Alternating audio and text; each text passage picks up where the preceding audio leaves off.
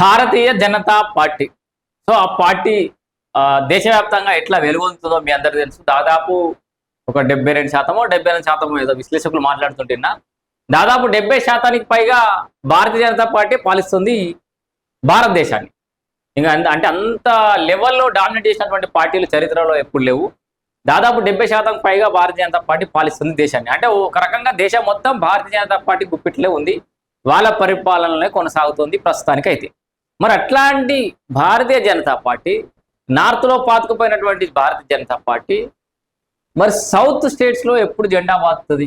ఇది ఒక పెద్ద క్వశ్చన్ మార్క్ లానే ఉంది. చాలా ఇది సౌత్ ఇండియా మాకు డిక్లేర్ చేయాలని రకరకాలుగా ఇక్కడ ఎడ్యుకేటెడ్ డిసిప్లిన్ ఉన్న రకరకాల వార్తలు వినబడుతున్నప్పటికీ కూడా భారతీయ జనతా పార్టీ తెలంగాణలో కానీ, ఆంధ్రప్రదేశ్లో కానీ, అటు తమిళనాడు, కేరళలో ఇట్లాంటి ప్రాంతాలలో ఎందుకు జెండా వాతలేకపోతుంది అనేది పెద్ద $1 మిలియన్ ప్రశ్న. సో ఆ విషయాలకు వస్తే పక్కన పెడితే బెంగాల్ని అయితే సొంతం చేసుకుంది భారతీయ జనతా పార్టీ.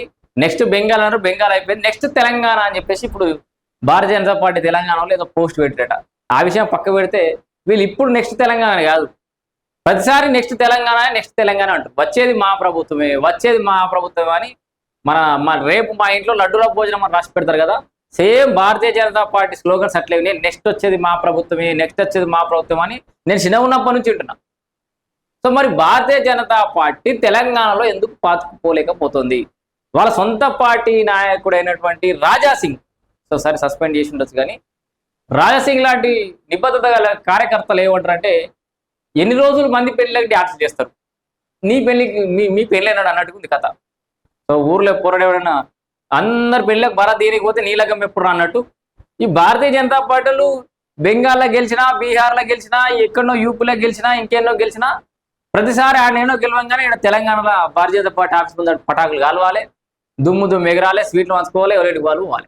ఇట్లా ఎన్ని రోజులు మరి? ఇట్లా ఎన్ని సంవత్సరాలు?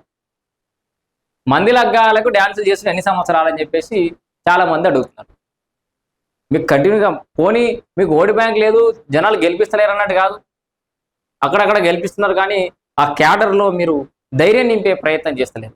ఎంపీలంతా ఎవరికి వాళ్ళే ఏమన్నా తీరే, అంటే ఎవరి వాళ్ళ పార్లమెంట్ పరిధిలో వాళ్ళే కింగ్లం అన్నట్టుగా వాళ్ళు వ్యవహరించడం, ఒకరి వెనకాల ఒకరు గోతులు తవ్వడం.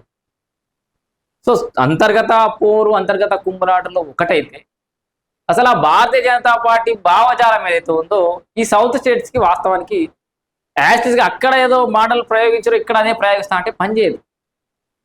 ఒక్కొక్క రోగానికి ఒక్కో మందు ఉంటుంది, ఒక్కో పార్టీలో ఒక్కో రకంగా బాడీ స్పందిస్తుంది. నువ్వు భారతదేశం మొత్తంలో నార్త్ సైడ్ స్టేట్స్ ఒక రకంగా స్పందిస్తే నీకు సౌత్ సైడ్ ఇంకో రకంగా స్పందిస్తాయి. తెలంగాణకు కూడా గదే మందు పెడతా, తెలంగాణలో కూడా గదే స్ట్రాటజీ తోటి గెలుస్తా అంటే అది జన్మలో జరిగే పరిస్థితి కాదు, జరగదు కూడా. ఇప్పుడు అక్కడలాగా అంగోటి గాళ్ళంతా ముఖ్యమంత్రులు కావాలంటే కాదు, తెలంగాణలోనో, ఆంధ్రప్రదేశ్లోనో, కేరళలోనో, తమిళనాడులో కావాలంటే కాదు అట్లా. ఈ స్టేట్స్లో సిచ్యువేషన్ ఈజ్ డిఫరెంట్. ఎందుకంటే ఇక్కడ 8 మంది ఎంపీలు ఉన్నారు, 2 ప్రతిపక్షంగానే ఉన్నారు. 8 మంది ఎంపీలు ఉన్నా కూడా 2వ ప్రతిపక్షంగానే ఉన్నారు. ఇంకా భారతీయ జనతా పార్టీ క్లియర్గా చెప్పాలంటే అక్కడ పథకాలు గవే పేర్లు తీసుకొచ్చి గిడది రుద్దుడు, గదే బాజాలను తీసుకొచ్చి గిడరుద్దుడు, కొత్త మార్చాలి. జన్ ధన్ మన్ యోజన అనుకుంటా జన్ ధన్ మన్ అనేసరికి ధన్ మన్ రేపు పార్టీకి వెళ్ళిపోతారు జనాలంతా. ఇక్కడ ప్రాంతీయ సెంటిమెంట్లు అంటే భావజాలాన్ని అందిపుచ్చుకుంటూ, ఇక్కడ సెంటిమెంట్లను వాడుకుంటూ, ఇక్కడ సిచ్యువేషన్ని అనలైజ్ చేస్తూ, ఇక్కడ ప్రజల మనోభావాలు లెక్కలో తీసుకుంటూ, ఇక్కడ ప్రజలకు మీరు మిగతా స్టేట్స్కి ఇచ్చినట్టుగానే ఇక్కడ ప్రేమ చూపిస్తే, మీరు డీలిమిటేషన్ విషయంలో కావచ్చు, ఇంకో విషయాలు కావచ్చు, రైల్వే జోన్ల విషయంలో కావచ్చు, డివిజన్ల ఏర్పాట్ల విషయంలో కావచ్చు, కేంద్ర ప్రభుత్వ పథకాల విషయంలో కావచ్చు, కేంద్రం రాష్ట్రాలకు అందిస్తున్న సహాయాల విషయాలు కావచ్చు, మీరు అక్కడెట్లా చూస్తారు, ఇక్కడ చూస్తే అక్కడెట్లా గెలుస్తారు, ఇక్కడ ఎట్లా గెలుస్తారు. సింపుల్. మీరు ఇక్కడ సౌతి తల్లి ప్రేమ పెట్టి ఇక్కడ గెలుస్తా అంటే పాపం ఇక్కడ భారతీయ జనతా పార్టీ నాయకులు కూడా ఏం చేయాలో అర్థమవుతుంది. సింపుల్ ముచ్చట. ఇక్కడ ఇంకోటి ఏదంటారు వీళ్ళు, ఇంకేదో పోస్ట్ పెడతాం, ఇగో దేశం కోసం మోదీ కోసం మనం అంటారు. పొద్దుగాలనే ప్రొఫెసర్ రాజేశ్వరరావు గారు విశ్లేషణ చూస్తుంటే ఆయన అన్నాడు, దేశం కోసం మోదీ కోసం మనం. మరి తెలంగాణ కోసం ఎవరు? సార్ దేశం కోసం మోడీ నిలబడేటప్పుడు మనం మోడీ కోసం నిలబడాలి తప్పలేదు, కానీ మోడీ తెలంగాణ కోసం కూడా నిలబడాలి కదా అనేది ఆయన ప్రశ్న. ఆయన ఒక్కరి ప్రశ్న కదా, తెలంగాణ సమాజం అందరి ప్రశ్న. తెలంగాణ కోసం మోడీ ఏం చేసినారు?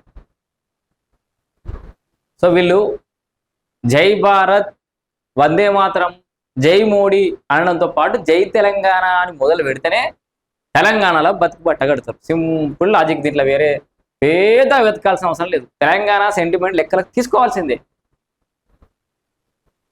ఇక్కడ భావజాలానికి అనుగుణంగా, ఇక్కడ పరిస్థితులకు అనుగుణంగా వారు మారాల్సిందే. ఇక్కడ స్ట్రాటజీలు ఇక్కడ ఫాలో కాకపోతే మీరు ఏదో మిగతా రాష్ట్రాల్లో మొత్తం కొని పడేస్తాం, ఓట్లు వీకేస్తాం, చీల్చి చెండాడతాం అంటే అమిత్ షా ఊహాలు, వ్యూహాలు, మోడీ వ్యూహాలు గవర్నీ ఏం నడవే. ఇక్కడ కేసీఆర్లు, రేవంత్ రెడ్డిలు ఊరికొక్కరు ఉంటారు. సీరియస్లీ కేసీఆర్లు, రేవంత్ రెడ్డిలు ఊరికొక్కరు ఉంటారు తెలంగాణలో. ఆ రకంగా మాట్లాడేటోళ్ళు, ఆ రకంగా ఆలోచించేటోళ్ళు, ఆ రకంగా రాజకీయంగా తెలివైన వాళ్ళు చాలా మంది ఉంటారు. మీకు నార్త్ లా కాదు, కళ్ళు మూసుకొని ఓట్లేయడానికి, ఒకటే రాజకీయం చేయడానికి.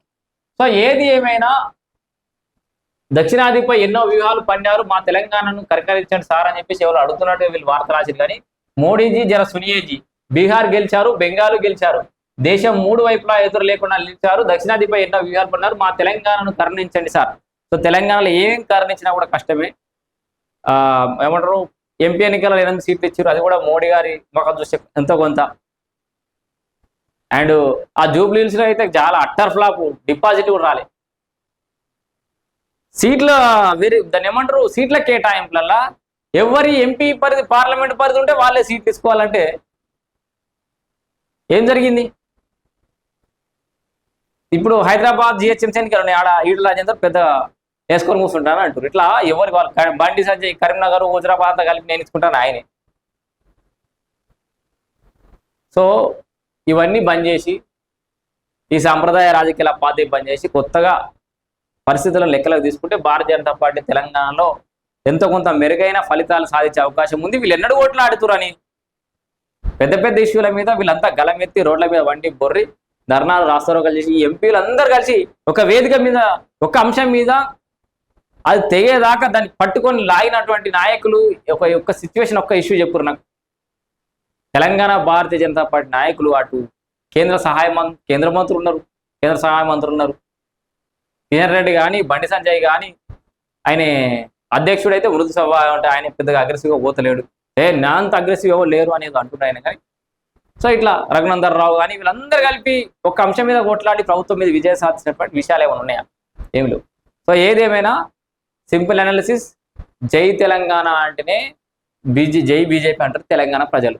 లేకపోతే ఇంకా మీరు మళ్ళీ బీహార్కు అక్కడనే బీహార్, యూపీ అసలు జాగాలో గెలిచి తప్పితే అంగోటి ముఖ్యమంత్రులు తప్పితే ఇక్కడ చదువుకున్న వాళ్ళు ముఖ్యమంత్రులు గారు మీ దగ్గర.